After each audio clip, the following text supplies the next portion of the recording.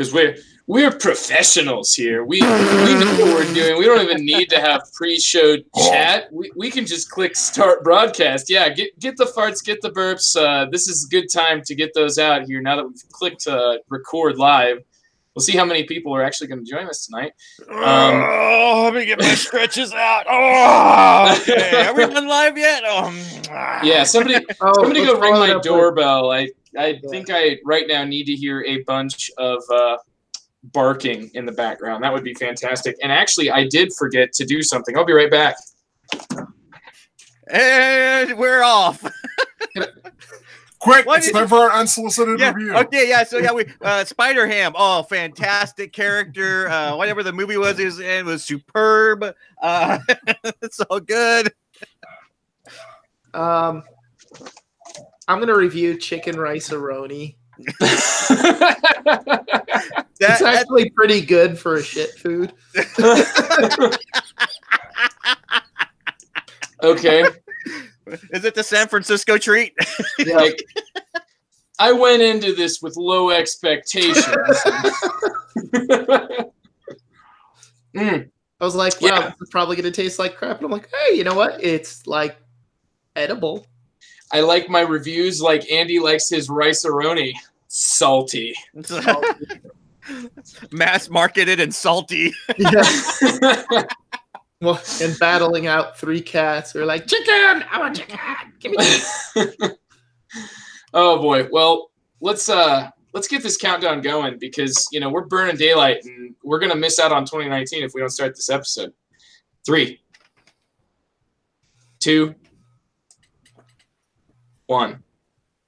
Hello and welcome to The Good, The Bored, and The Ugly, a podcast about board games. I'm the host of The Good, The Bored, and The Ugly, Joe Sallin. I'm joined tonight by all 3 of my other co-hosts here that are usually, sometimes able to all be here, but it's just great to have all of us here for the first time in at least a couple of weeks here.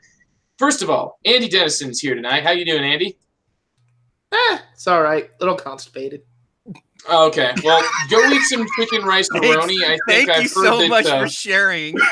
I heard somebody complaining about the opposite problem. That's what they said they'd eaten. So, anyway, sorry to hear about that, Andy. Hopefully that'll improve. At least after the show's over, though. But anyway, also joining me, TC Reed. How you doing, TC? I'm feeling pretty good. My son murdered me several times in a video game already, so I'm feeling pretty good. Was this the joyful Fallout 76? No, this was Friday the 13th, the game. Since we got 2 Xboxes, I got 2 copies, and he has been showing me how effective he is at murdering people. Yeah, I feel really accomplished as a parent right now. I feel good about life. Yeah, and you locked up all the straight machetes and hockey masks for the night. I've tried. Yeah, the training up there. One day you're gonna have to play that the Last Friday, that board game. Have you ever tried that one? The one that's kind of like Letters from Whitechapel, Scotland Yard, but it adds in like B-movie 80s slasher film. Yes, Liam has showed me this many times on Board Game Geek. Aha! Everybody's got their gateway game. Yeah. And rounding out the panel is Trent Ham. How's it going, Trent? It's going great. Let's do this. Trent, did you have Taekwondo tonight? Yes. Tell me where it hurts. Actually, my right knee right now, but... So sorry to hear that, dude. I thought it would just be everywhere from the sound of it, dude. It's going to be hopefully not too long for you tonight, Trent, because it sounds like you're about ready to go take either an ice bath or a hot shower or something. Something. Sleep is most likely, honestly. Yeah, well... before we fall asleep tonight, we will be reviewing board games, then talking about the coming year, 2019, before we hype a few games, presumably ones from 2019 as well. So maybe the topic tonight of 2019 will meld straight into the hype. Maybe you'll feel shortchanged when our hype just comes naturally throughout our topic and not quite right at the end. Anyway, before we do any of that, thanks to the good folks at GameSurplus.com, bringing the world of board games to you. Go there, check out their big recent update full of lots of imported games. One of them I will not pronounce because it's really close to the F word. And I think it means fox in the hen house, but I'm sure that I'm mispronouncing the word for fox if I were to say it in German. But anyway, check out that game and all the other great effing games, meaning the letter F, not trying to offend anyone. At GameSurplus.com, you can actually listen later in the episode for a coupon code on anything on that podcast picks page. So check them out at GameSurplus.com. Now, on to reviews. Well, Andy, I just wanted to say thank you for so humbly choosing to punt your review, but I wanted to acknowledge that Andy was going to tell us all about chicken rice-a-roni before the rest of the panel declined to allow that. We got a strict. Well, we declined it because I don't know how we could top a review of rice-a-roni. I mean, that would just set the bar so high we just wouldn't be able to top it. I mean, honestly, that's what would happen. With there'd be no following it. Yeah. With the side of canned green beans, let me tell you, I was pulling out all the stops at family dinner tonight. Actually, no, my wife got homemade pot pies that were leftovers. The kids got chicken rice-a-roni. Wow, that sounds like. Do you also have them on a stone floor underneath, in a bedroom underneath your stairs? Last night they ate dog food. Nice, Andy. I guess tomorrow. Tomorrow, what are they going to be? Oh, actually, that's right. You don't feed them on Fridays. What will they be having? Oh, no. I feed them, but like some stores, how they used to sell they would have just the random metal cans with no labels for 10 cents. That's how I get them food. Oh, great! So it's really surprise. Chef's choice. I'm not even sure that's legal to sell those anymore. Chef's surprise. I wonder, it's making Chef's surprise a surprise to the chef as well. I don't know if that's a good idea. But anyway, Andy will not be reviewing a game, but it's good to have you on here, Andy. I'm sure we'll hear from you on some of the games that we're talking about. We will, let's see here, kick it off. Trent, why don't you tell us about the game that we are actually going to be giving away next week. On next week's episode, a week from today, we will be giving away the game that Trent is about to tell you about. So, Trent, let's hear it. I believe that TC quite liked this game, and he talked about it at length on the episode I missed. But I want to talk about Donning the Purple. It's a game published by Tompet Games. I think I'm pronouncing that right. And it's designed by Peter Schonke Olsen. It's a game from 1 to 3 players, plays about 90 minutes-ish. I had the opportunity to play this with Joe and Andy recently, and I wanted to talk about my experiences playing it. So it's a game set in the Roman Empire about year 200 AD. As always in the Roman Empire, pretty much any point you jump into, there's intrigue over who's going to be emperor. Unless you're jumping into the Senate periods of the Roman Empire, and then there's intrigue about who's going to be in the Senate.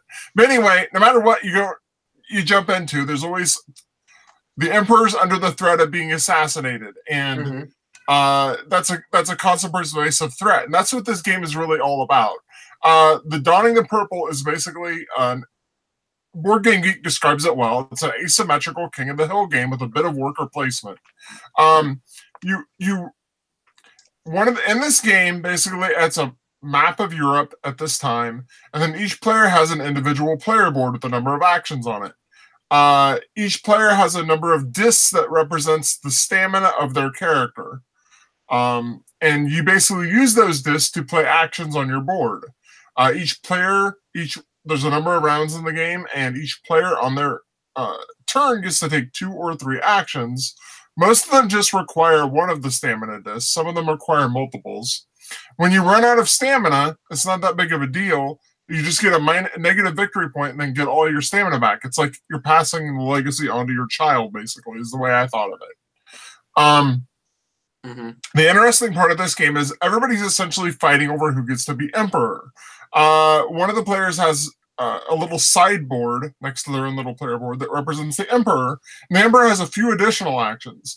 Plus, when you're Emperor, you get to take 3 actions, which means you use stamina a little bit faster than the other players, kind of simulating the fact that maybe the Emperor doesn't live all that long, which is pretty historically accurate. And these actions vary. They do different things. But the general gist of the game is you're trying to simultaneously fight off the invading hordes, which is basically a really straightforward thing. It's like, do you have more units? Or do you have more strength moving into that area than the hordes? If so, they all die. It's pretty straightforward. It's not more complicated. You're also building buildings on the map, and that's an effective way to gain a victory point or 2. And the actions are very straightforward. What really stands out about this game is that at the start of each of and I believe there are 4 rounds in the game, there are event cards that are rolled off this deck, and there are typically 5 events that happen. And these events are very strong. They have a profound effect on the game, and they radically change the game state as they roll off the deck. And there's 5 of them each round. So a lot of things change in the game state as this goes on. So that happens 4 times during the game. There's also these plot cards. The Emperor, one of the 3 players starts the game as Emperor, and they get 2 plot cards, and everybody else gets 1. And at the end of your turn, you draw another plot card, and then there's other events during the game that can get you even more plot cards. The plot cards are extremely powerful and very much game-changing. They just radically shift the state of the game each time you play them. Throughout the game, the Emperor eventually gets assassinated, and there's an heir named, and that heir becomes Emperor, so there's some fighting over not only who's Emperor, but who's the heir. And the plot cards can shift who the heir is very easily. They can cause an auction for who's going to become heir. And the end effect that I felt of this game is that when I first sat down to play it, I expected it to be a very meticulous planning game. Like, your planning is to how to manage your economy, especially if you're Emperor. And then the other players are trying to see who would become Emperor next. And I thought that there was more planning involved. What this game is it's more of almost a negotiation and cosmic encounter type of game, where players are exploiting really powerful cards and trying to get the most value out of them, and you can't rely on being Emperor for very long, because someone's going to try to assassinate you, or they're going to fight over who's heir to the throne, and it's a very bloody mess, basically. It had a lot more chaos in it than I was expecting it from the description, to the point where I felt very frustrated during the game, because I started as Emperor and I was very carefully trying to plan out how to do my turns and maximize the virtues of being Emperor. Basically, being Emperor is really expensive in terms of your resources, mostly money, but it's an effective way to get victory points, and you kind of want to keep a hold on it if you can, is the way I viewed it. But mostly, you're just trying to get maximal wealth and victory points as fast as you can, because you're going to die quick. It's kind of what I learned from playing it, because the plot cards are very strong. So I feel like this game is good for people that enjoy a lot of chaos in their games. And this is a very tactical game, whereas I was expecting it to be much more strategic. And it also came off as feeling lighter than I expected, because I realized a lot of the long-term planning I was doing was really unnecessary, because the plot cards just kind of undid it, as did the event cards to a lesser extent. The 5 event cards almost largely slam the Emperor.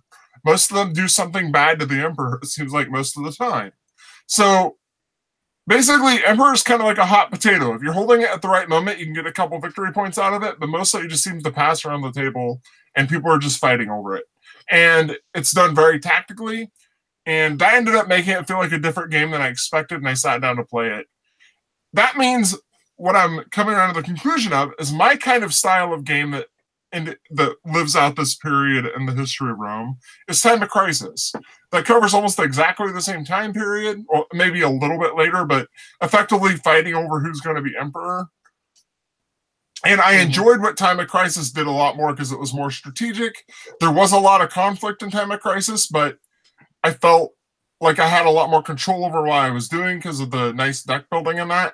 I felt that Donning the Purple was very chaotic. This is a game that someone that enjoys like Cosmic Encounter, I think, would enjoy this a lot.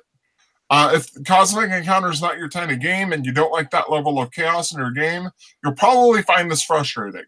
I know I personally found it more frustrating than I probably would have because I went into it expecting it to be more strategic when it's much more of a tactical game. It's more like the game state is like this. What can I do with my cards to maximize this turn?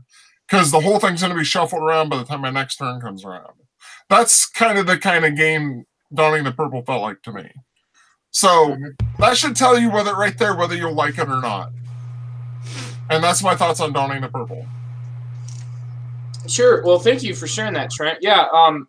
With my own thoughts on it, I think you summed up the, kind of the expectation, and a lot of the game systems I thought were very meticulously detailed, thought out. And I think that it's kind of an exciting, so many exciting ideas here. Like I appreciated the fact that your life pool, you could take actions that would actually sort of permanently drain your life pool. But they were like abilities that you could get throughout the game.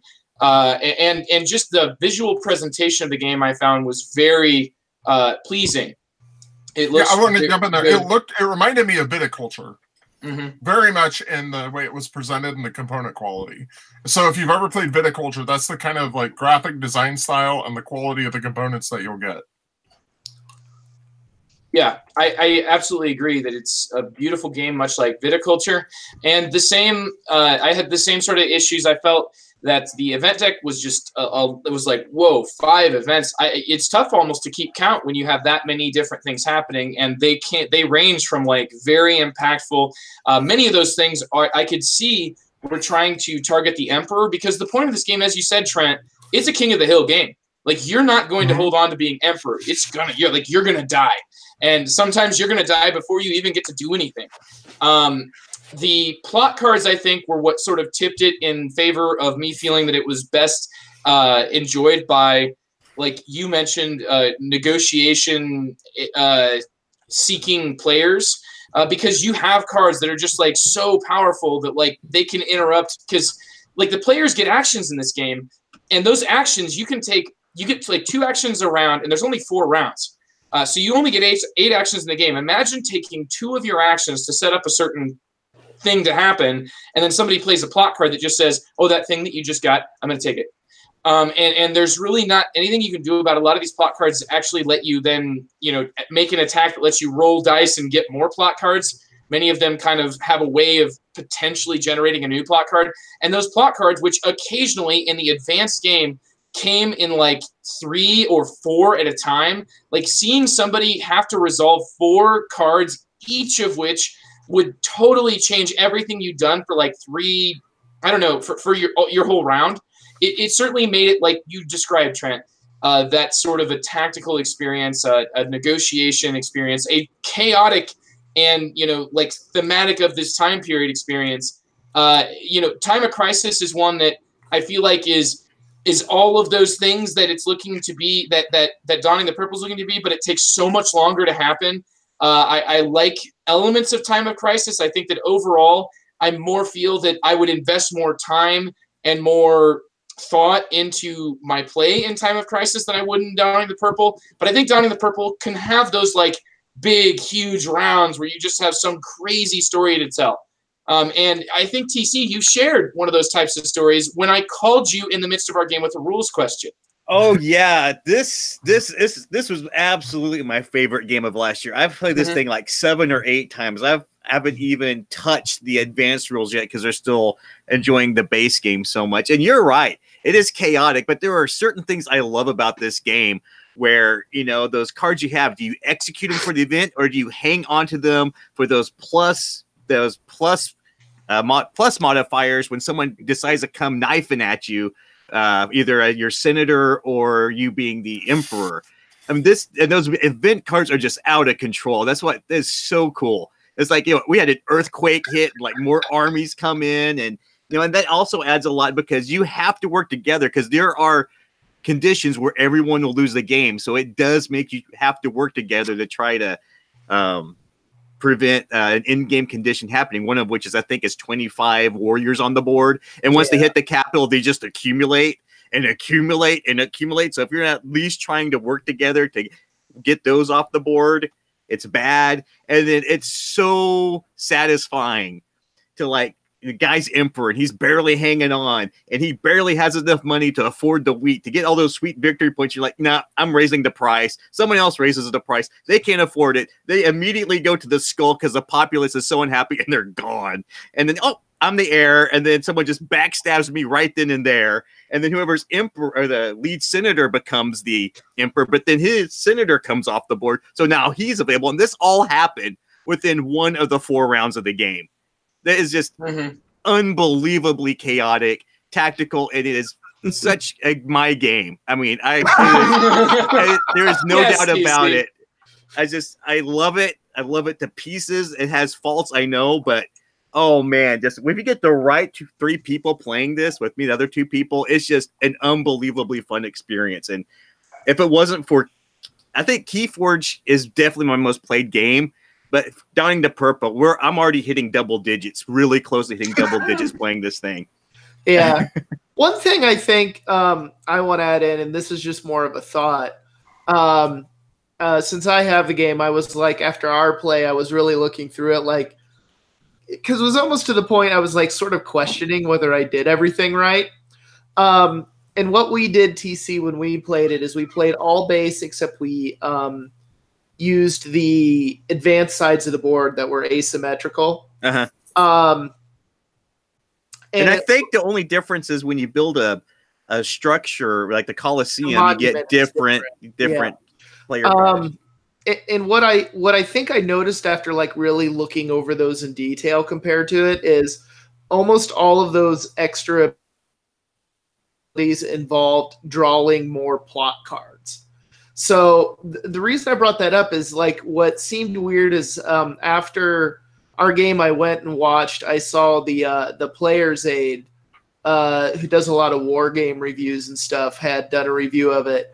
And what struck me was the guy who was doing the review talked about how tight of an economy the plot cards were. Like, it's like we never had enough to do it. I'm like, Jesus, they were like flowing like water in our game. Like, oh, I got 5 more plot cards. Oh, this one gives me another 2. Okay, and I got to get down to 3. I'll just play them all right now. Yeah.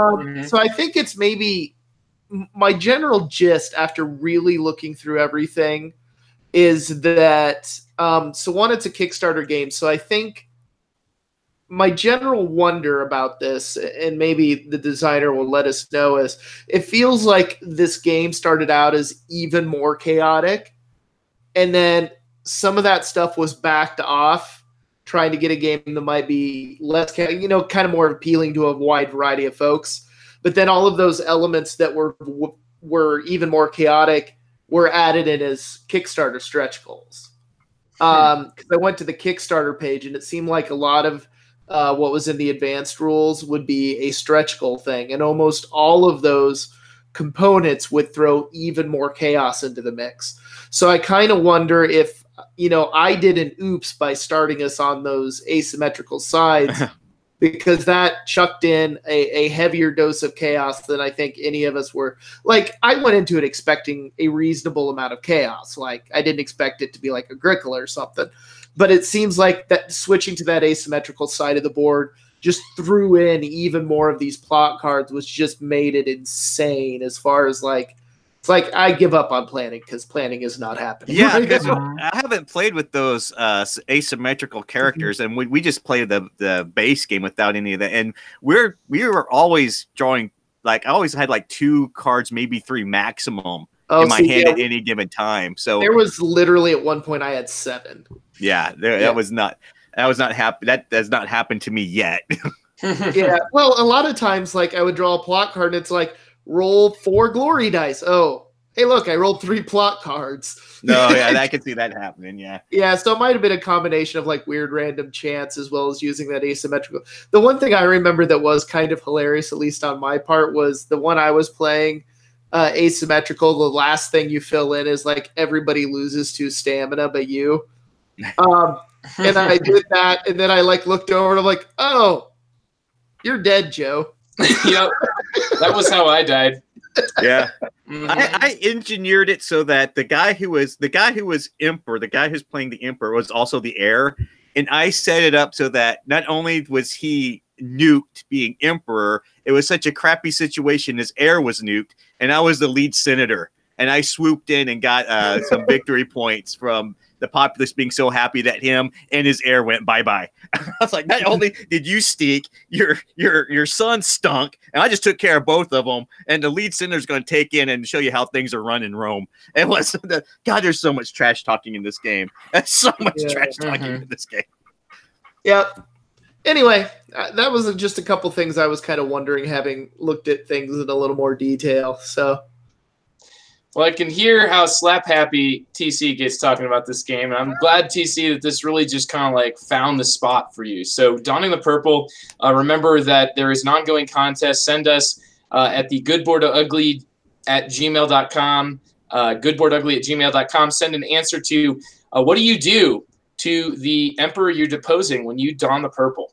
And as we know, TC apparently is going to do a bunch of trash talking. So, what happens afterwards? And I think that hammering on the B button on your old Xbox controllers, well, it can be old or new, over the corpse of your enemy, which I saw people do to me in the game, and I saw them do it many times. I never understood that was supposed to represent teabagging until somebody said it to me, and I was just always like, I never wondered. I always wondered if people like went over and glitched or something. I thought that was like a glitch in the game. It's like ridiculous behavior, but no, they mean to do that. Anyway, it's an interesting game, and I think that whoever wins that, you'll certainly earn it by answering that question and sending your answer to goodboardugly@gmail.com. So, TC, I have a feeling we're going to talk about another game that's going to make you just glow here, because from what I understand, you might have a bit of a shark in your house for the game you're going to talk about. Well, first I just want to say I'm surprised people still listen to me, because apparently when I did my top 10, the designer of Donning the Purple contacted you. I thought was absolutely amazing. So that's interesting that people give my voice credit by any stretch of the amount. I'm just, wow, that's amazing.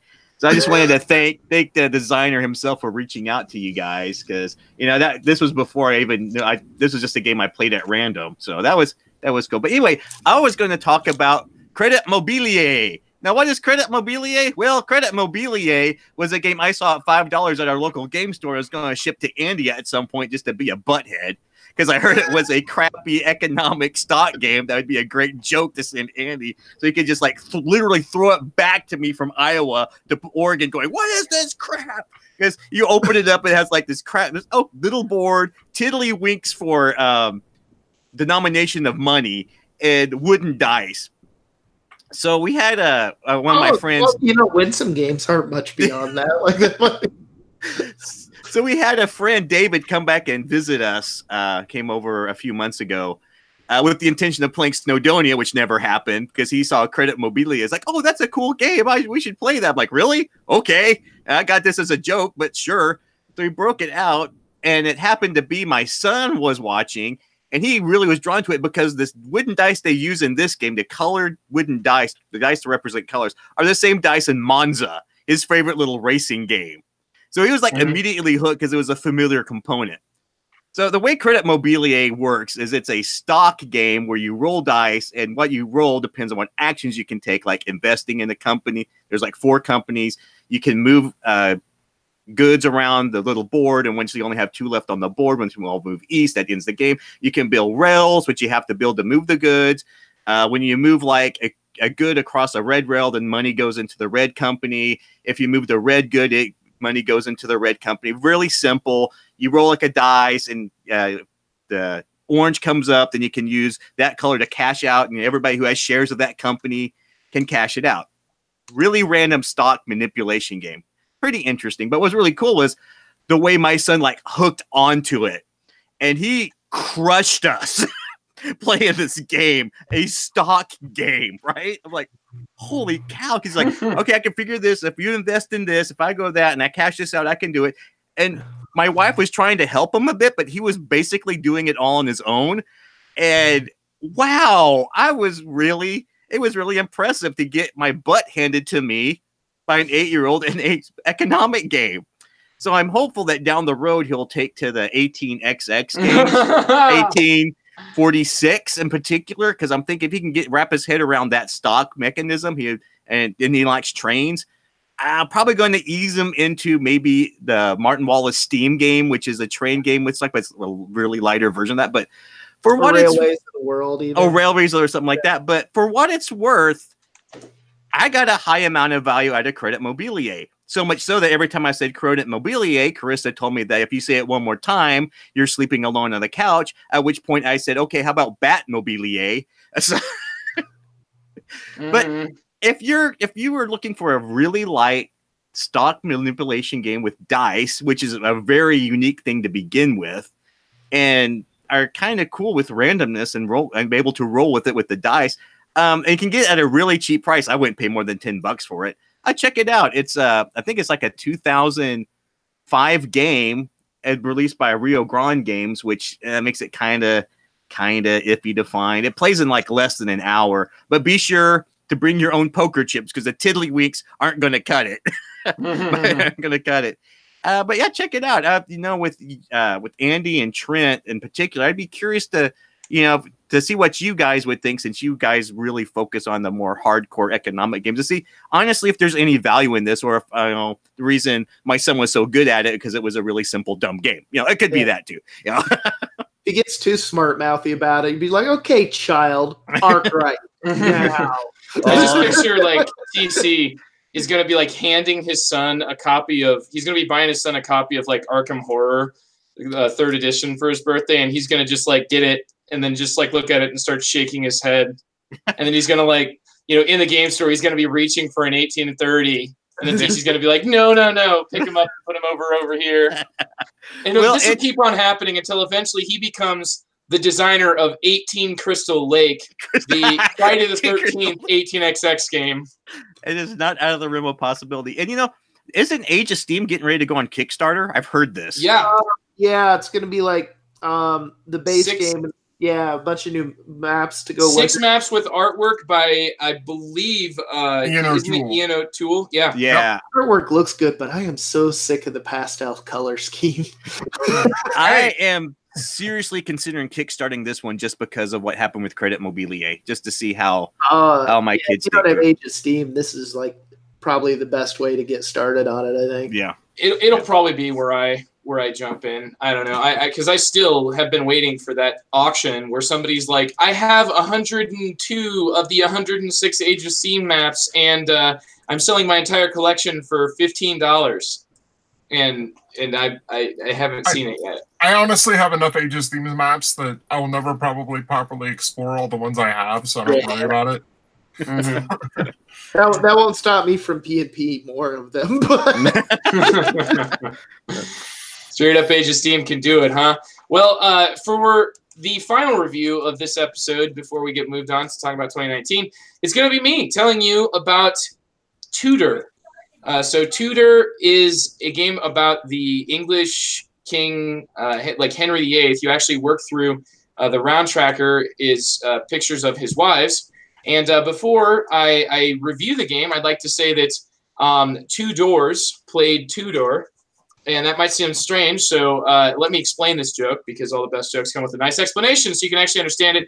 Our mascot at the high school where my wife and I teach is the Toreador, also shortly called Dors. Roll doors. So 2 Dors played Tudor, and now you're all laughing, so you're welcome for that joke. Moving on to telling you what Tudor is. Tudor is a Euro game. It is a game about acquiring influential rings, which essentially the board is randomly generated of tokens of 7 different colors, and they are laid out in a basically like a 7x7 grid, but some columns are a little bit shorter. And each of these columns is sort of like a path for you to rise up and become somebody who matters in the Tudor king's court. And the way that you're doing this is by acquiring plastic rings, which will then be placed on a hand that is like your player screen. You actually have this hand that is standing up, and you place these rings so all players can see them. And at the start of the game, you have 2 different colors, which mean that you can now manipulate through using the actions in the game. You can manipulate your way through certain colors of tokens, and then you'll be acquiring those tokens and scoring points for them. The game comes with, I think, 3 different scoring schemes for tokens by the end of the game. It comes with 3 different scoring schemes for these positions that you're going to be achieving. You know, you're going to be trying to move up essentially a column that is like your track towards getting to an influential spot. You'll either score points when you do that, or you'll score points based on where you are at the end of the game.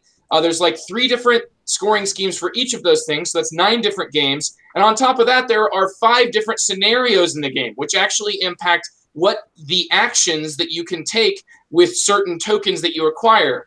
I think that's a very cool way of doing replayability. I'm extremely excited by the replayability in this game. That's probably the single most intriguing element of the game. Tudor is a fairly tactical game where you are, as soon as you like move into a column, you're going to be just sort of like trying to acquire cards, which there are cards in the game. The way that you generally get anything in this game is by almost like a tois. Like if you guys remember how in tois you're fighting over the different places in the buildings in town to acquire dice. Imagine if you were basically just playing a worker placement game to queue up workers that are then going to shove everybody out of these different buildings in town, and then each of you gets an opportunity to activate that building if you choose to, but then you're also taking actions. It's a worker placement system that I've not seen done in this exact way before. It was immediately familiar. With 2 players, it's a little bit flat. However, I do think at 3 and 4 players, you can see that system being a little bit more, like there being more possibilities. I feel like as soon as the first player made a choice in the 2-player game, it kind of made the options almost totally funneled onto one choice for the other player, if that makes any sense, unless you really want to take something suboptimal. But basically, your actions are going to be moving you around this court of kings to acquire these tokens that are worth points. I found it to be fairly straightforward, interesting in that the way that these tokens come out is just going to be randomly generated out of a bag, but the options that you have for what you can sort of work around and what you anticipate other players are doing, that's where this game really does have depth. So, I mean, the worker placement system here is fairly, I want to say crunchy, but straightforward.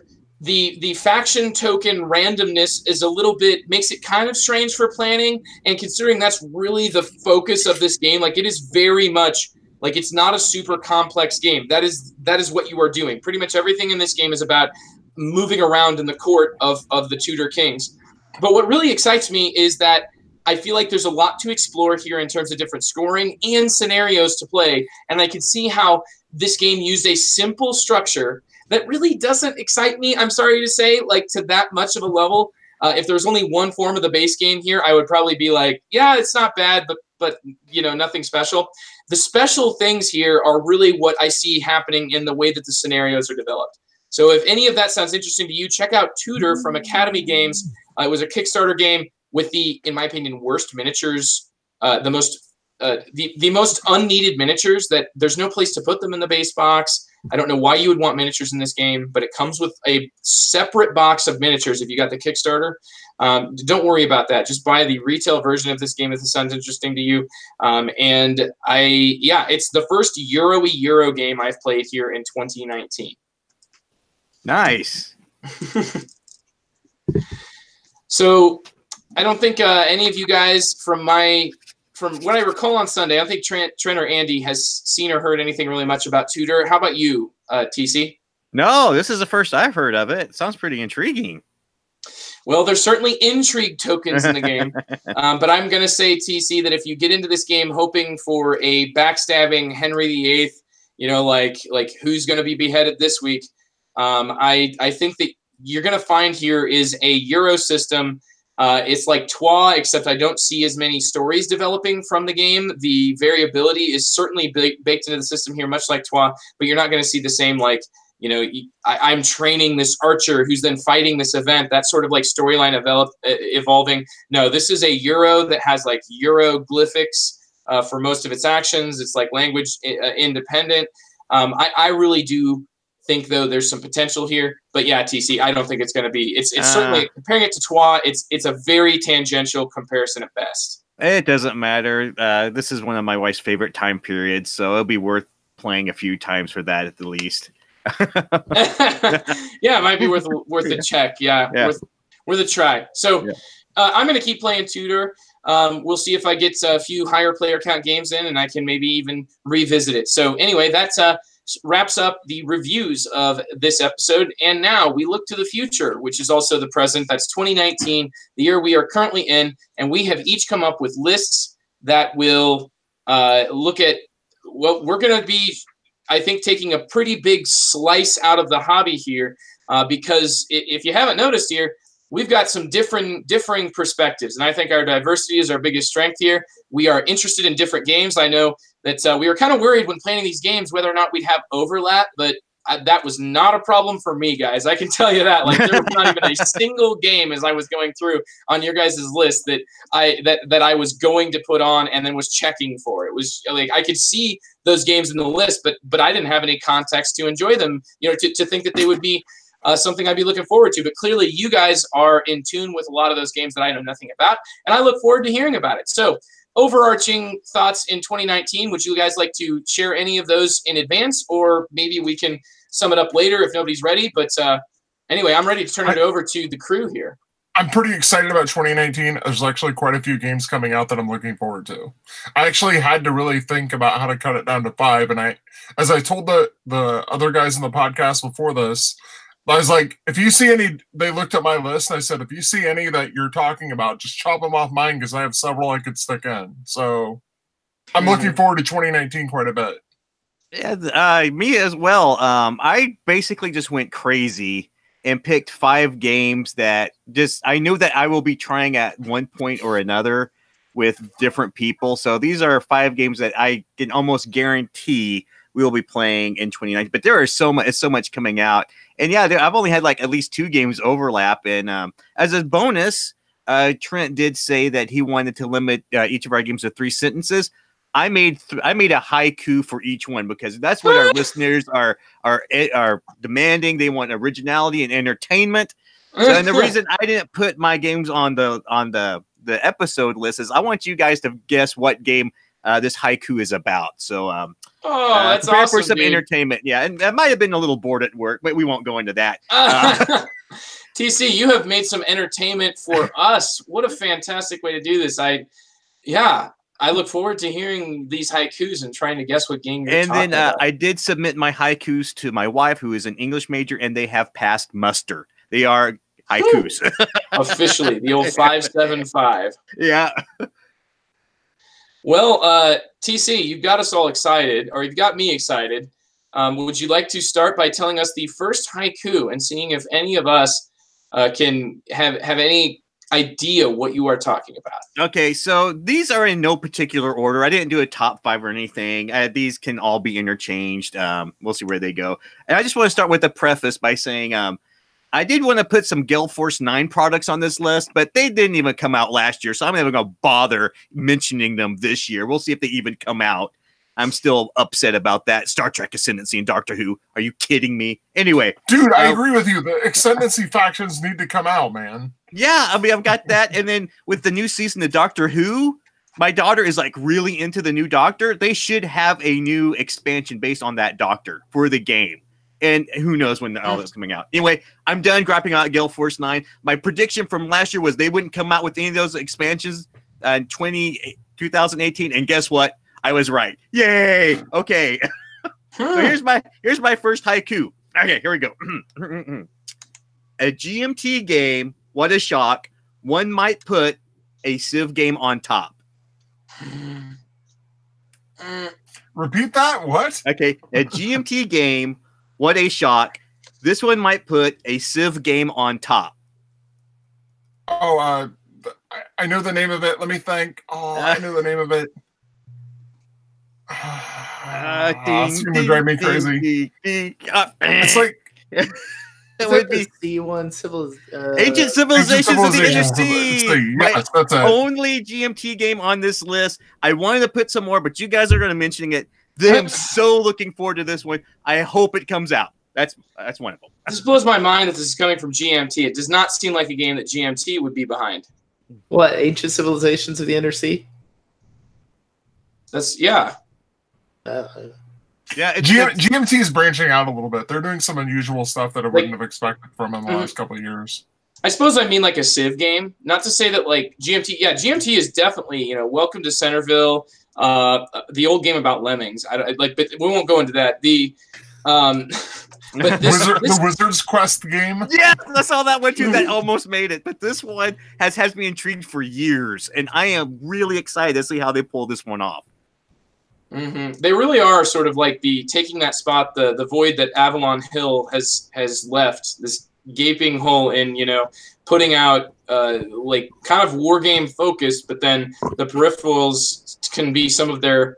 Yeah, the games that aren't exactly war games, but are close enough to war games to please war gamers are some of their best products for me at least. Like I don't say some of their best products, some of the best products on the market for what they do, in my opinion. I literally made that analogy last night in a conversation with a friend that basically GMT is basically Avalon Hill 2019. Yeah, absolutely, 100% agree with that statement. Well, that's like a good statement for this show because 2019. What are we looking for? So from GMT, TC has given us something that I loved your haiku. It made me wish I was more in tune to what GMT is releasing. Because I was just like, a Civ game from GMT? What? So it just sounds really cool. All right, Andy, why don't you go ahead and roll down the list here? You didn't get a chance to give a review. So what's the first game you're excited about? Probably the biggest one I'm excited about in terms of getting and playing is, of course, BIOS Origins. It kickstarted this last year, but its fulfillment is in 2019. This is kind of the successor to, what was it? I don't think it was Origins. How We Became Human? Yeah, How We Became Human. Kind of like BIOS Megafauna 2 was the successor to BIOS Megafauna 1 there. But, yeah, it's basically the third in the new BIOS trilogy. They're doing BIOS Genesis, BIOS Megafauna 2, and then BIOS Origins.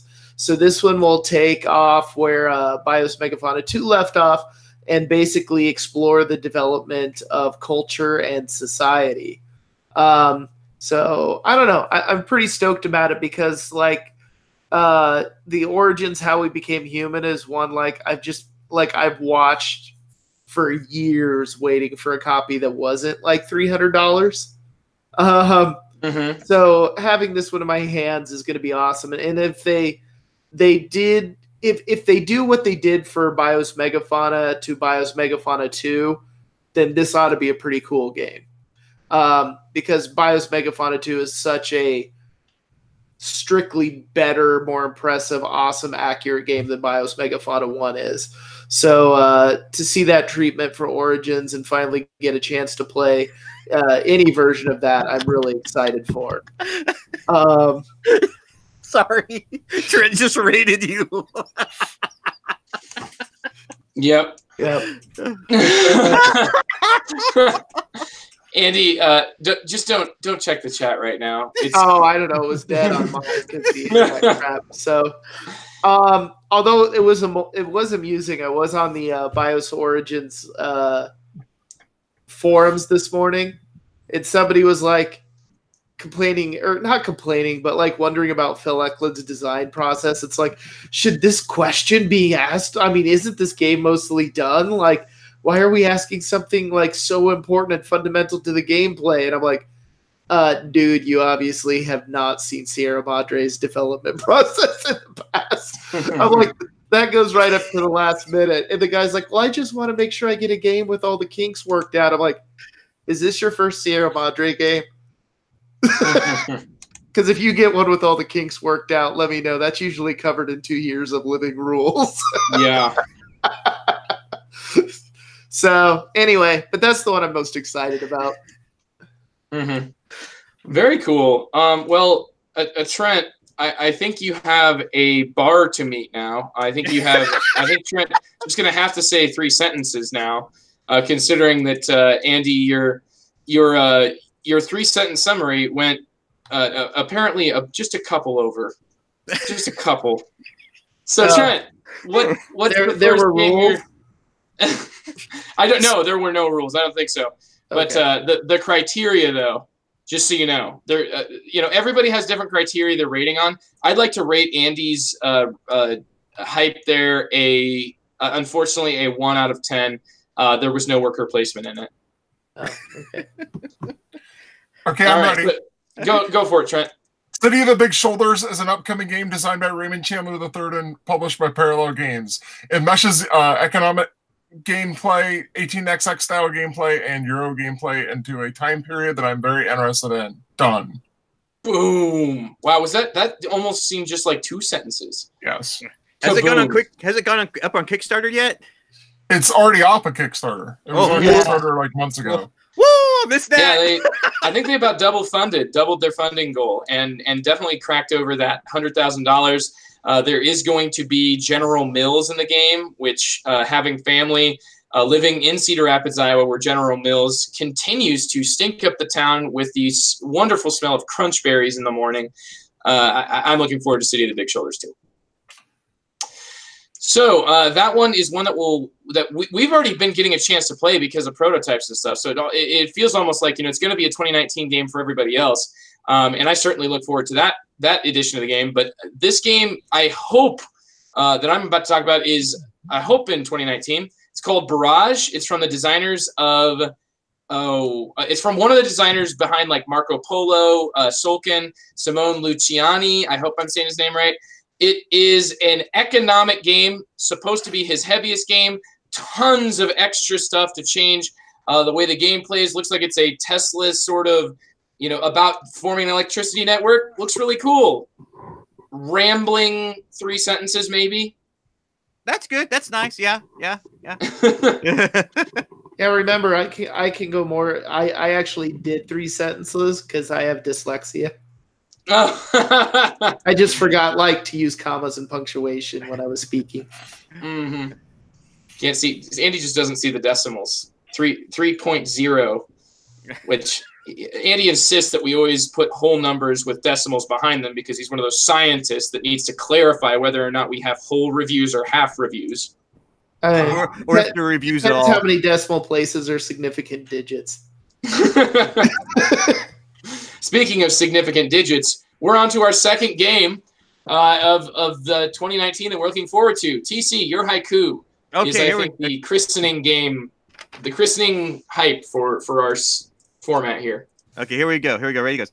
Snow rails I did pass, but tea on my railway fleet makes a very nice cup. This is a beautiful haiku, man. I'm just like I'm like floored by this haiku. This is fantastic, dude. Could you say it one more time, please? Yes. Here we go. Snow rails I did pass, but tea on my railway fleet makes a very nice cup. There you go. Snowdonia Master Edition? Close. You got the designer. And it's in the Snowdonia family. Okay. How do I not know about these games, TC? Okay, here we go. It is. I don't know if I'm pronouncing this right. It's Alubari. Alubari, a nice cup of tea. It is. Looks like this got my attention because it is. You're harvesting. You're building a tea plantation. You're harvesting. You're cultivating tea, and you're shipping on railroads to make a profit. Wow. Yeah, it's from the same designer as Snowdonia, and this popped up. I was like, holy cow, this looks amazing. It's got a 2019 release date. We'll see if it actually makes it. It's being published by Matago. And yeah, it just, everything about this looks amazing, and I really want to try it. And it's got tea, so I think it'll be an easy sell for Carissa to play with me. So there you go. Literally, a nice cup of tea is in the name of this game. Yeah. Yeah, and TC, I was struggling because a game just on Kickstarter is called Chai. And so I was like, is he talking about that? And then I was also thinking Snowdonia because we just did this Snowdonia Longview. But I'm like, okay, none of those sound right because none of those mix together the two. And I see that this game coming out from Matago, coming out from Tony Boydell, looks to do exactly what you're talking about. And it's very interesting to me that this is so high. Or I don't say so high, but this is one that you are looking forward to. It looks interesting to me, and it looks like a solid Euro. Yeah. It's got the theme, the mechanics. I mean, everything about it looks good, and I want to try it. So there you go. My number whatever number we're up to. Yeah, my second most anticipated 2019. I'm looking forward to it too because I'm a big Snowdonia fan and I'm hyped about the Master Set coming out because I want to quickly mention this. With Snowdonia, there was 58 billion different promos that came out for Snowdonia that were all over the place. Kind of like Andy sentences. You couldn't track them down. And I'm glad that they released the Master Set of it that's coming out that's got all of them in a box. Mm-hmm. And to the point where I got rid of my copy of Snowdonia and I'm just waiting for the Master Set. I seriously did. I'm serious.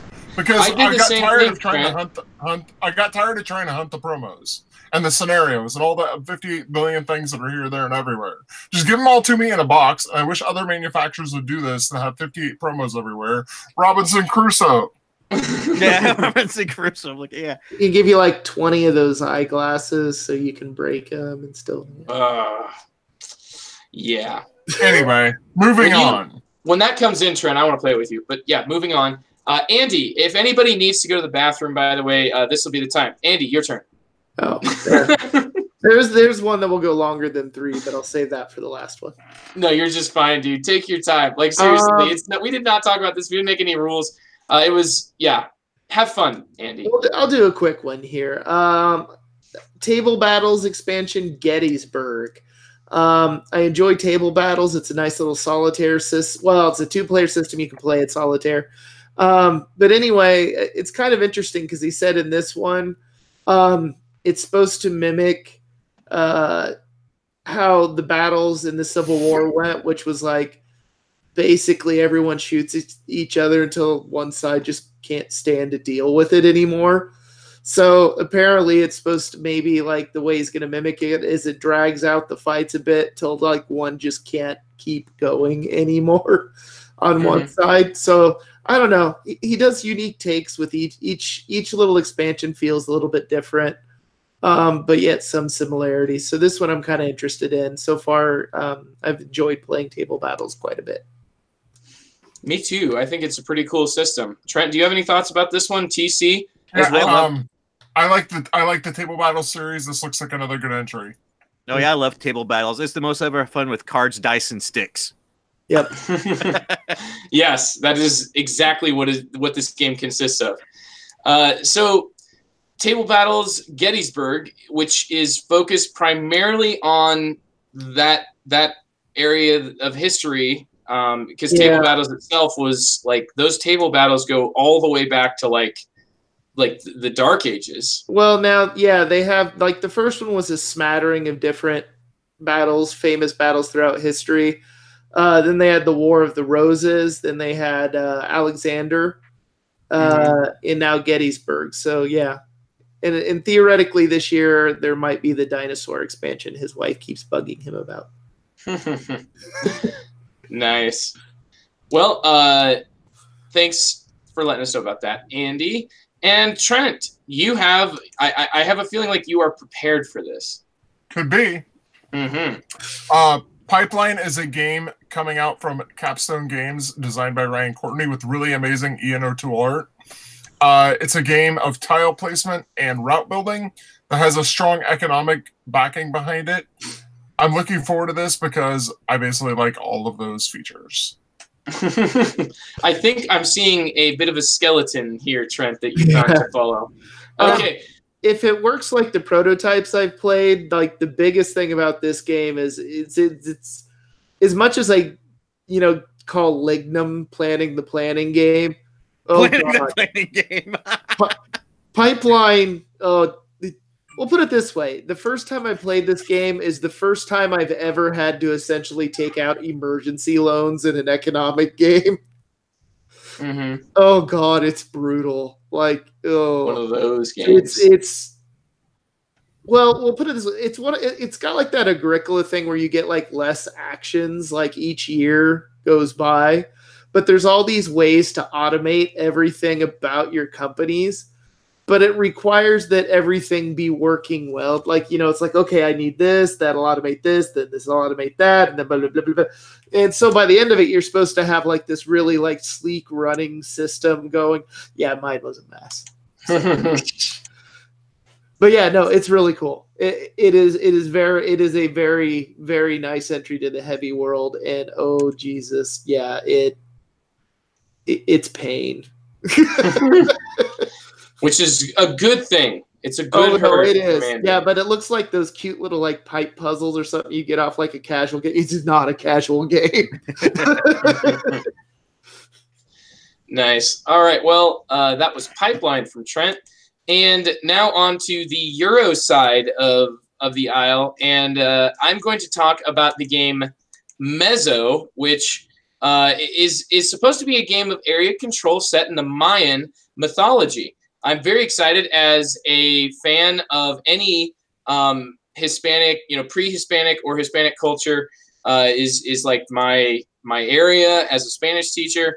Mezzo looks like it has beautiful artwork, though I did not choose to get the miniatures version. I'm getting the no miniatures, simply wooden pieces edition of this game, which is because this game offered that sort of edition, I think is what I was drawn to. It certainly is looking to sell itself on its gameplay and not just that beautiful art and the wonderful, idea concept that I've never seen done before.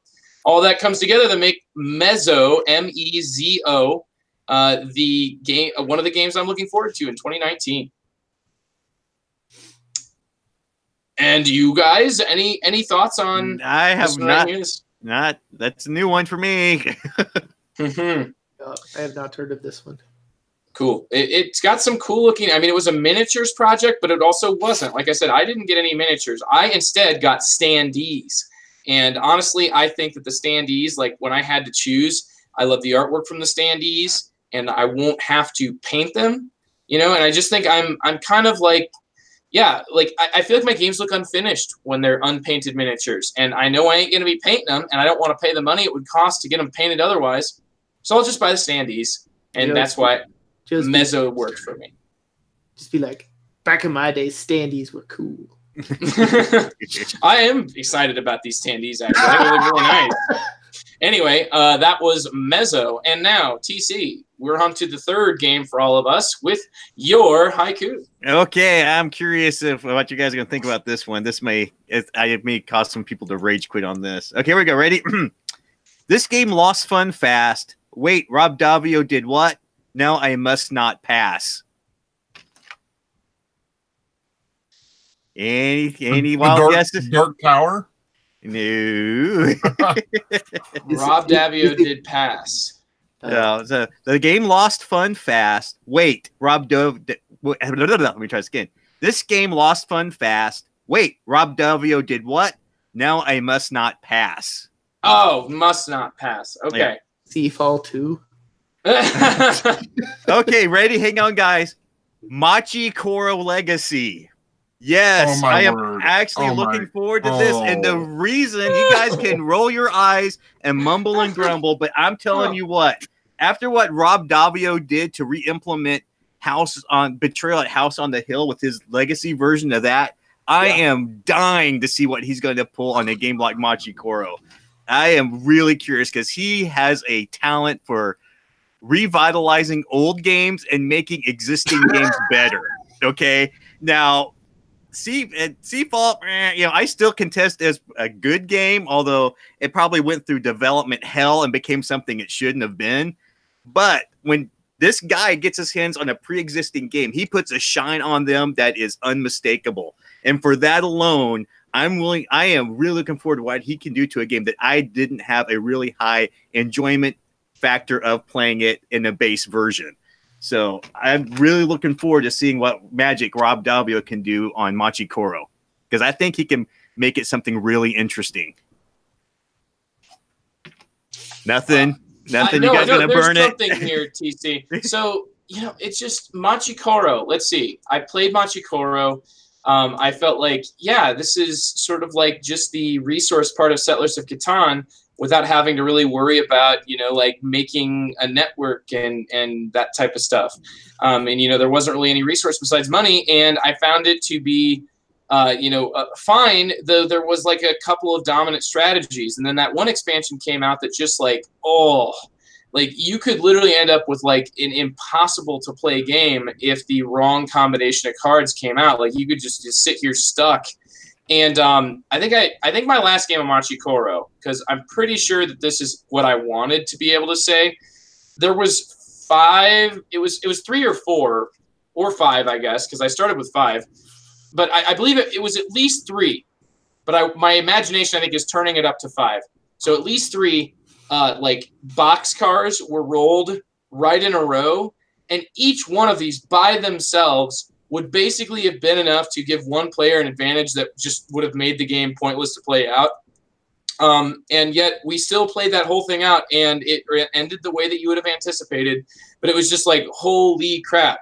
So I had this strange statistical anomaly and haven't really touched it yet. So Machikoro Legacy, and really honestly, I think Rob Daviau's like his real specialty that others have mentioned and that I certainly have noticed in Pandemic Legacy is to take an existing IP and find ways to make that interesting at length. I think that's kind of just how he probably plays games. He sits there and when he plays them, he thinks, oh, it'd be so cool if this was something that I could do next game with the stuff I got this game. You know, and I think that sort of like design philosophy allows him to create something really cool off of a game, you know, where he's, you know, the game system's already established. So I think Machikoro being an established system, TC, I'm interested. Yeah, like I say, I am so curious to see what you can do with this, because I think putting a theme on it and having to build your own city and make it your own, I don't know. There's some possibility there, some really interesting possibility. And like I said, to see him do something with a game that I had a real low opinion of, I'm really curious to see what's going to come out of this thing. Very cool. All right, next up on this list is Andy's game. Oh, what have I not done yet? All right, there we go. Yeah, I'll do another quick one. Dominant Species Marine. It had me at Dominant Species, really. Yeah. I'm just like, okay, Dominant Species, this must be played. Will it be like Dominant Species the Awesome or Dominant Species the card game or somewhere in between? Honestly, I haven't paid much attention to it other than, yeah, it looks interesting. There's a couple things that are maybe a little like iffy in terms of, you know, the way Dominant Species, the original game is played, that I'm a little like, all right. But anyway, I'm up for it. It looks cool. I'm really curious the way that, the way I've read about it and what I've seen, where you put your action placement, like they call it an action pawn, and then you don't have to wait for everyone to do those. You immediately take the action. Yeah. I'm real curious how that's going to pan out. I'm very, very curious. It's either going to be really cool or people are going to go all urban sprawl on it. I don't know. Yeah, that's kind of the thing. I'm like, this is either going to be with the pedigree like Dominant Species 1. It's like, you don't get that right. Yeah, people are either going to really love it or really hate it. Yeah, it's going to go one of two ways. But, you know, I have a feeling, though, since Trent likes Urban Sprawl so much, even if this goes the way of Urban Sprawl, I'll at least have someone on the face of the earth who will play it with me. I like Urban Sprawl. It's not as good as Dominant Species, but I don't think it's as bad. It's not as bad as a lot of people make it out to be. It's got its own thing going on. Yeah. Very cool. Yeah, I'm excited about this one because, like you said, Andy, Dominant Species. All right, Trent, on to you. Okay. Cloudspire is a game published by Chip Theory Games and designed by the Carlson brothers. It attempts to simulate MOBA-style games in a way that's really appealing to gamers in a way that hasn't been done yet, as other games like that have failed. I have a lot of faith in Chip Theory Games because I've enjoyed everything else I've ever played by them, particularly Hopomakas. Done. And that not the undertow. No, I like Too Many Bones, but I feel like it's almost more of an RPG. Okay. It's closer to an RPG than a board game. Hopomakas is way more like a board game. Like Too Many Bones, I would basically categorize it. If I had to sort it in my collection, I'd put it with the RPGs. Okay. Makes sense. So this one, though, that you just mentioned, MOBA style games, huh? So when you're referring to games, you might be talking about the Cool Mini or Not, Rum and Bones, which was kind of like that MOBA. Yeah, it's I would say MOBA or Tower Defense, something like that. Okay. MOBA may not be perfect. Tower Defense might be closer, but it's in that type of genre of game. You're building up defense, and there's mobs coming at you, that type of thing. And the lowest price to be able to get the game is going to be $160. Yeah, it's not cheap. Well, you're going to get mouse pads and poker chips. That's what you got with Too Many Bones. And I say I have liked all of the games I have played by then. I've had faith in the publisher, so cool. I'm hyped about it. Speaking of faith in the publisher, well, hold on. Anything from TC Indy? No. Oh, yeah, about it. Yeah. Something. Okay. Well, speaking of faith in the publisher, Brazil is coming out from the designers and the folks behind What's Your Game, the game company that has brought Madeira, Nippon, as well as, oh man, I'm drawing a blank here. There's other stuff here. Panamax. They also designed Panamax. And but the biggest one, my favorite, is currently Nippon. Brazil looks to be about gold mining in Brazil, and the board itself reminds me of like Robinson Crusoe, where you're going to be exploring hexes. Exploration is one of the mechanisms listed on Board Game Geek, or it's one of the game types. And the other elements here, variable player powers, the designers. So not only faith in the designers, but also an interest in the subject matter of gold mining in Brazil. And the mechanisms sound great. So that's why I'm excited for Brazil, which maybe will at some point be ready, developed enough to actually release. Yeah, I was going to put this on the list, but, I think I put it in the past 2 years. So it's kind of in my Gale Force 9 right now going, oh, where's this game at, man?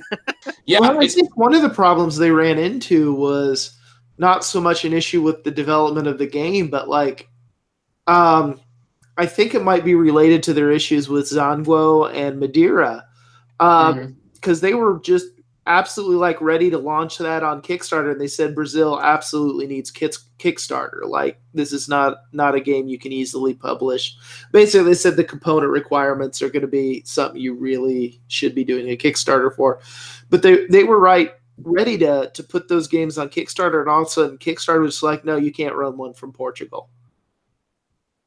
And it died. And I've heard zero about Brazil or the Madeira stuff. I think the Madeira and Zanguo are finally coming through traditional publishing, but I think that later that year when that was going on was when Brazil was supposed to kickstart. So I think that might have thrown a monkey wrench in everything there. Some of the delays might be related to that. I don't know that for sure, but I wouldn't be surprised. Nice. So Brazil looks like it's going to be a really interesting game coming out in 2019, and that rounds off our third game that we're looking forward to. We are journeying down 5 games, TC punctuating each one with a haiku. TC, on to the 4th game. Okay, this one should be a fairly easy one. Here we go. CO2 was king. The rest, alas, a miss for me. This makes me hopeful. What? Okay, one more time. CO2 was king. The rest, alas, a miss for me.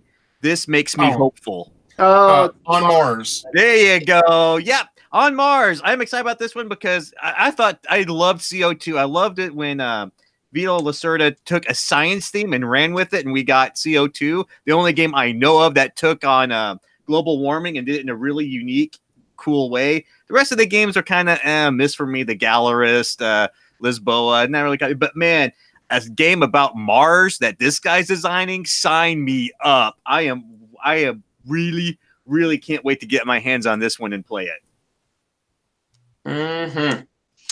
On Mars is a Vital Lacerda game, and I thought you were talking at that point about Escape Plan, Vital Lacerda's other game that I think is supposed to be delivering in 2019. It's about it's a lighter game by him about escaping from robbing a bank, I believe, or some sort of a heist. Anyway, On Mars, I should have known. The science one would get you. Yeah, because I look at this, it looks great. Like I said, I still am the opinion that CO2 is his best game, and I get into big fights about that one, but I still really like CO2, and I'm really looking forward to put this one next to it.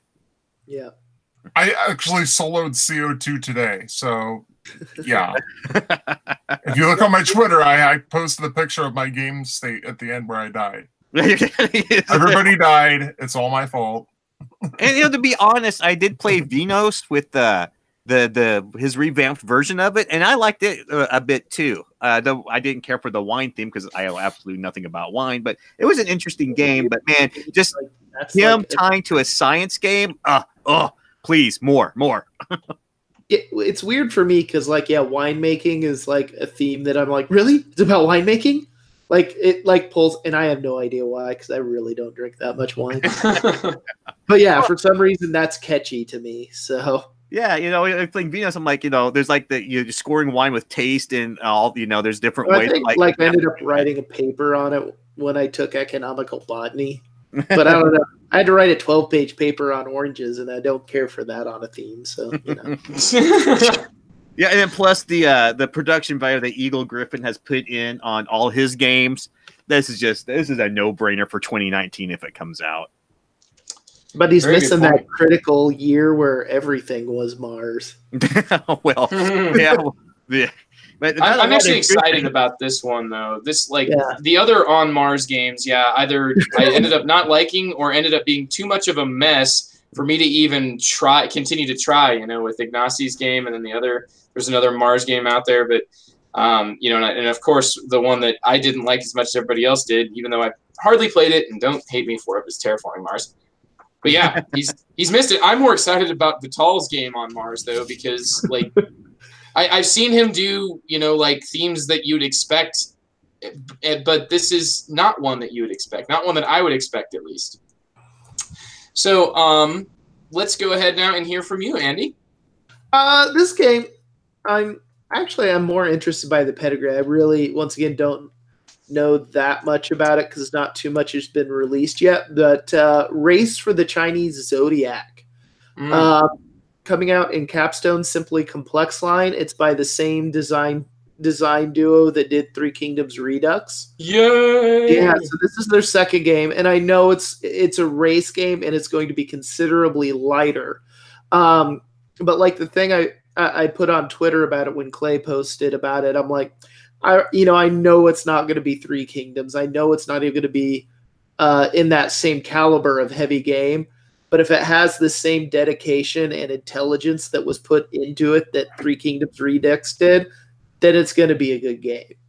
It may just be one that I don't particularly like the mechanism of. I don't know. But it's going to be a quality game coming from those two if they're putting in the same amount of time, effort, and energy into it for sure. Mm-hmm. I love Three Kingdoms Redux. I think it's one of the most thoughtfully designed games I've ever played, and this design team is one that I would be most interested to see what they have in store. Oh, absolutely. And that's what it says. Clay hasn't published, in my opinion, a bad game yet. He's published ones that aren't in my wheelhouse anymore, but they are all super solid. So if he's publishing it, they're designing it, given their track record and how awesome of people they are, like that is an at the very least, I'm going to take a look at it, a good look at it. Very cool. Anybody else have any thoughts on the Race for the Chinese Zodiac? I've just heard about it. I don't know what it's about, but I heard that it's not been a lot of info out about it and what it does. So, but yeah, like Andy said, Capstone's got a good enough track record. I'm willing to give anything they have. If it's part of their Simply Complex line, I've been real impressed with that line anyway. So they put the estates in it, and the climbers, is that right? Mm-hmm. The estates, the climbers. Is that it? I think there's only 2 so far. Yeah, they've all been rock solid games. So yeah, I'm curious to see what it is, to be honest. Yeah, very cool. So next up, Trent. Okay, let's do this. Versailles 1919 is a game by Jeff Engelstein and Mark Herman and published by GMT Games. It attempts to use the model of Churchill with somewhat simplified rules in the sense that they got rid of a lot of the exception rules and sets it in the negotiations that ended the World War I. I'm looking forward to it because I love Churchill, and I'm hoping for something that doesn't have quite as many gotcha rules in the rule book, so it's easier to teach and repeatedly play.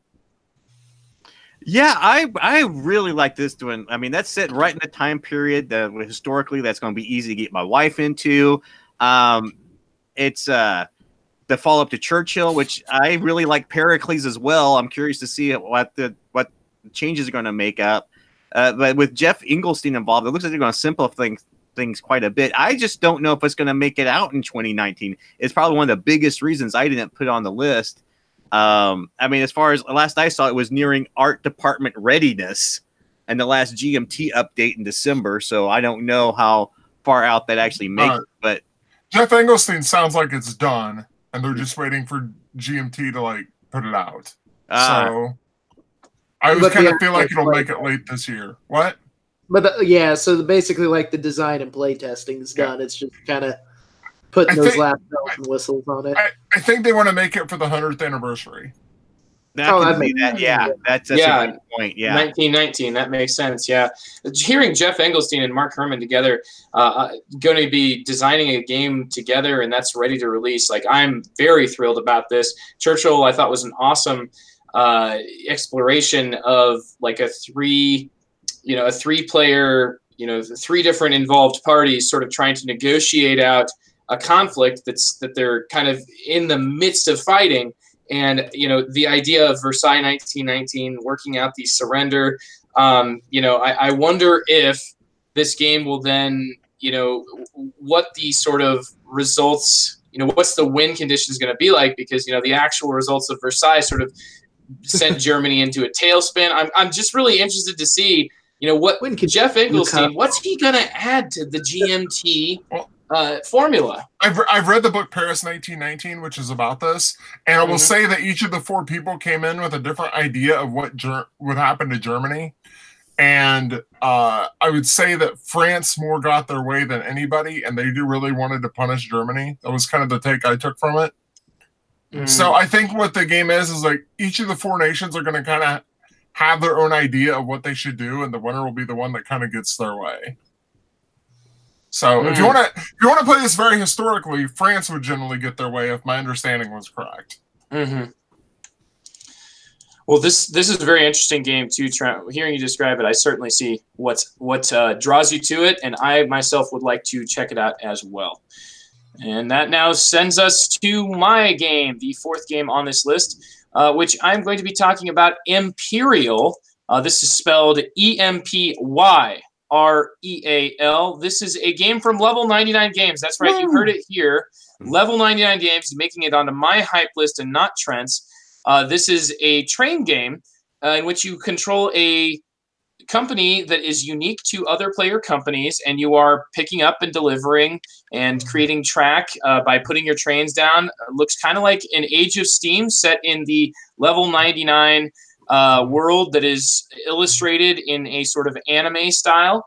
And anyway, it's not really the artwork that draws me to this, but it is the, Level 99 has impressed me in the past, and I look forward to any game that can try to add some sort of like variable player powers to a system that kind of looks vaguely familiar to a Cube Rails game. So I am really looking forward to Imperial, and I think there might be an extra added thing to that. But first, Trent, is this one that you are also anticipating shipping? I honestly don't know. Some of these are really hard to tell whether or not they're going to make it out in 2019 or not. So yeah, well, that's a good question. Yeah, this one says this was supposed to be delivered in December of 2018. It says so. Well, I know they went back and touched up the rules a little bit. I follow what Level 99 is doing a fair amount. They went back and touched up the rules a little bit. I think that when they kickstarted it, they thought it was ready to go. And then they went back and they touched up the rules a little bit after late play testing. So I think it's going to make it out this year, but it's not going to be. It's going to be later on in the year, I think. I might be wrong on that, but that's kind of the feeling I get.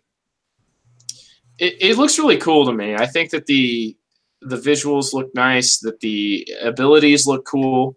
It stands to be seen whether or not this will be like a heavier Cube Rails, a totally separate type of a game, or it's going to be somewhat like Age of Steam. I don't really have much hope that it's going to be much like Age of Steam, but I do really look forward to this type of game. So that was Imperial. Unless somebody else has something to say about it? No. Well, TC, round us all off with the final haiku. Okay, here we go. Rounding the corner. There we go. This one, I'll discuss it later, why it's on my list, but this is it. Sherlock Holmes is dead. Villainous grand schemes will rise. Will it have some worth? Is this like a Moriarty? I feel like Moriarty's somewhere in this title. It's a Cool Mini or Not game. Does that help? Dude, you have stumped us on every single. You've stumped me on every single haiku here. You have done a great job, TC, of creating amazing haikus that I have no idea the subject. Okay, this is Villainous Victorian Masterminds from Cool Mini or Not, and one of the designers is Eric Lang, and I think the other one is Bowza. I think that's right.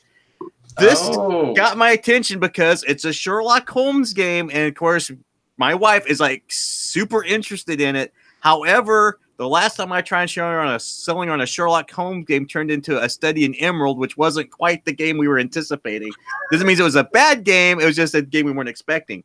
The design pedigree has me curious. I've been really curious what Cool Mini or Not was going to follow up with after The Godfather kind of tanked, especially Eric Lang, what he's going to come up with next. I've looked at it looks like it's got great production. The theme looks good. The gameplay is supposed to be Sherlock Holmes is either dead or missing, and you're a Victorian mastermind, and you can finally implement your grand scheme to take over London and the world, right? That's what I got. Whether it's going to be any good, I don't know. We are definitely going to give this one a shot. We're going to see what it's like, what it plays like, but I'm very curious to see how this one's going to turn out because it's either going to be okay, it's going to be good, or it might be a Godfather disaster again. So This has got me curious, and this is probably one of the games I'm most looking forward to see if it actually lives up to what it's supposed to be. Victorian Masterminds. Mm-hmm. Well, TC, it certainly sounds like Cool Mini or Not's delivering a game that hopefully will be what you expected from a Study in Emerald, which I only played the second edition of, which was quite a different game. Though, from what I understand, the things that you disliked about the game would certainly not have been fixed between editions. They might have actually gotten worse. Well, I liked A Study in Emerald. It's just when you're trying to sell your game to your wife, it's only as a Sherlock Holmes game, and it turns out to be a game about sabotage and, taking out Cthulhu monsters, and there's really no deduction to be had. It's like, whoops, sorry, but... I really enjoyed it. It just was one of those epic Valentine Day gifts backfires that I always like bringing up from time to time. Yes. Oops. Well, so that would be TC's last game here. He's looking forward to in 2019. Andy, it's your final one, the final countdown. Yeah. This is my what the crap entry for this, like in the sense that I was like looking at everything coming out in 2019. I'm like, this is so stupid. I have to put it on the list. Honestly, no, I do want to try this. The game is called #POTUS Battle Inside the Trump White House. I thought this was you trolling me by writing this. Oh, no, it's legit. Holy cow. Okay. Yeah. So this is a CDG card-driven game mixed with a trick-taking game. I'm just going to read like the base entry because that sums up the insanity of this. So, Battle Inside the Trump White House is the working title of a satirical political game that simulates the fighting between the rival faction inside President Trump's White House throughout his first 12 months in office. Each player represents one of 4 factions struggling to control the president's Twitter feed and advance his hidden agenda, a secret scoring card based on card drafting at the beginning of the game. So, yeah, like normally these kind of games you get, they're like some kind of piece of crap like party game. But this one actually seems to be like some kind of legitimately interesting trick-taking game with just an absurd theme on it. So you can get like special power cards like Michael Cohen, and he'll have special abilities. It's a legacy game. You actually eventually tear that card up. Yeah, but yeah, basically, I guess like your goal is to like get the president to like tweet things to you, like, you know, if you're like the militarist faction, you're like, I need to get him to say something horrible about like refugees or something. Wow, Andy, I have a sad update for you. Oh no, what? It's on Kickstarter and it's been canceled. Oh, it only made 8,126 of 28,446, and it says canceled. After Dang, it, so dude. Funding canceled for this project was canceled by the project creator on October 22nd, 2018. Maybe now that I hyped it, they'll get there you go. Your number one game, in true Andy fashion. His number one game is going to be some kind of print and play that only he's going to have. Really too bad, man. Where in our excitement of 2019, I hype a game from 1980. Yeah, this looks like there's a lot more behind this game, and unfortunately, it had the stink.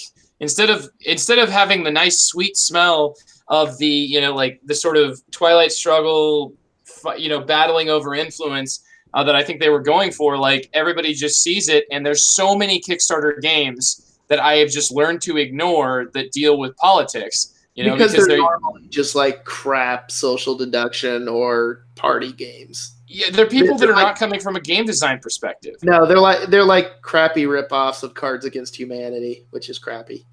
Yeah, there's just not design there. There's not really anything there for me when it comes to the game. And this looks like it really did have something. It really did something interesting. And it's unfortunate that it, you know, it seriously is about controlling tweets.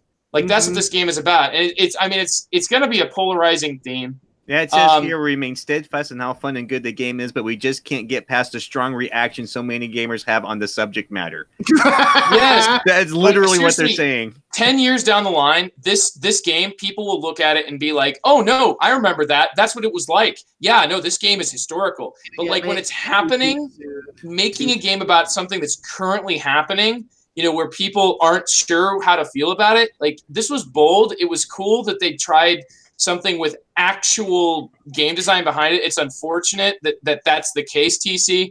But, you know, people are going to see the fact that this is how you're trying to manipulate it. And they're going to think that this is sort of like oversimplifying and maybe even having a frustratingly negative depiction of something that they view in a different way. Yep. Oh, well. It was interesting when I read it. No, I'm glad that you shared it, Andy. I can't, like this, you know, I saw this when it was on, you know, months ago, and I just ignored it. I just totally ignored it because I've learned to ignore everything.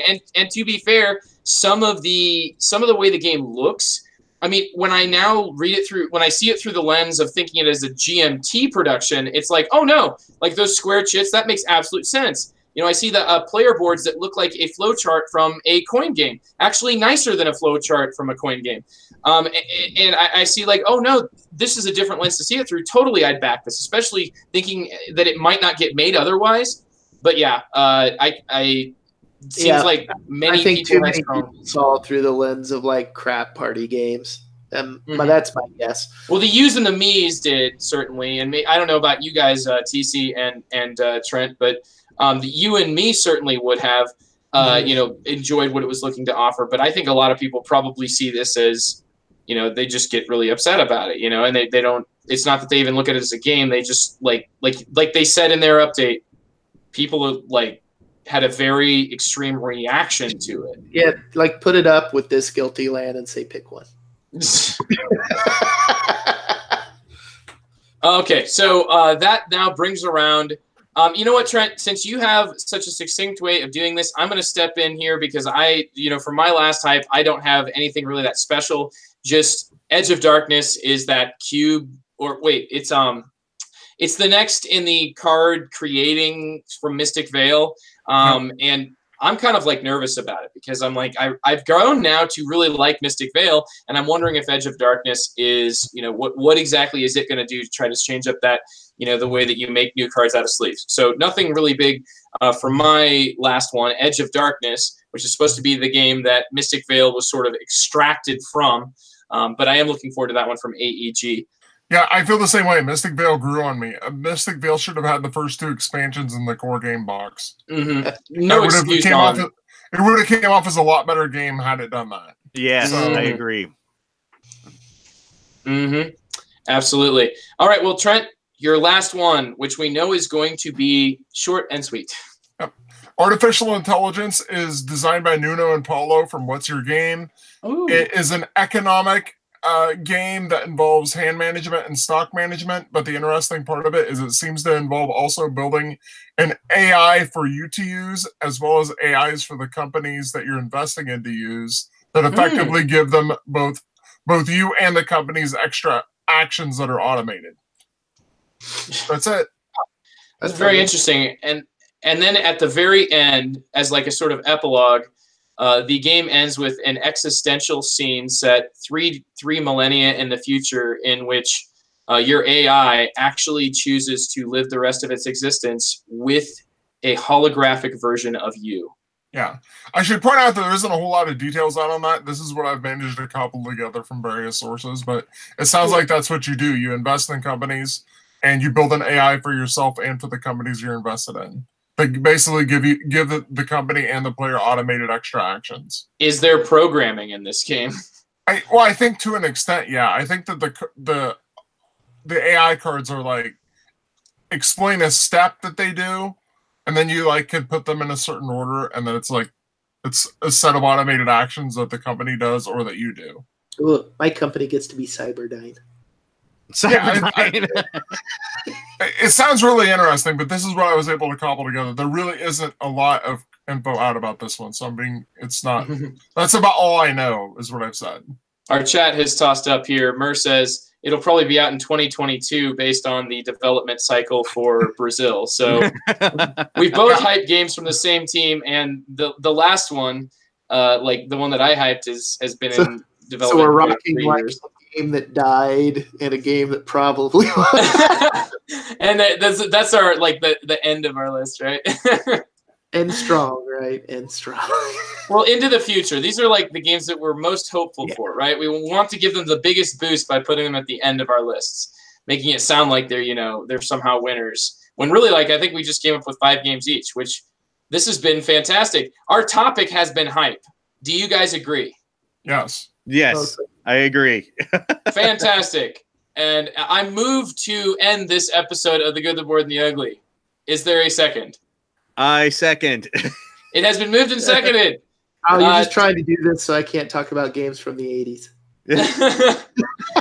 or to save everyone from a humongous Keyforge update, which I know nothing about yet. Yeah, my hype was just my number 6 that I didn't include in this list. So that's fine. Oh, did I even? Oh my goodness! Do you guys want to say them or what?